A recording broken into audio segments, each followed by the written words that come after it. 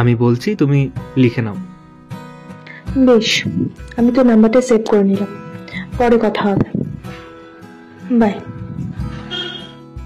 অফিসে ফিরে বসের বেশ চোখ রাঙানি দুজনকেই সহ্য করতে হয়েছে, কিন্তু এই পরোপকারী স্বভাবের জন্য এইটুকু তো সহ্য করাই যায়।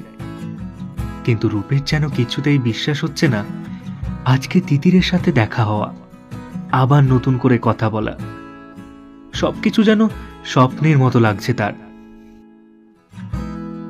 আচ্ছা, আমি যদি ওকে বলি আমি ওকে নিয়ে কি ভাবি, তাহলেও কি ও এইভাবেই আমার সাথে কথা বলবে, যোগাযোগও কি রাখবে? কিন্তু আমি যদি না বলি তাহলে তো আমি শান্তি পাবো না। এতগুলো বছর ধরে নিজের মনে মনে যে কথাগুলো বয়ে এনেছি, সেটা যদি আজও আমি ওকে না বলতে পারি, তাহলে যে নিজের এই অস্বস্তি কোনো দিনও দূর হবে না।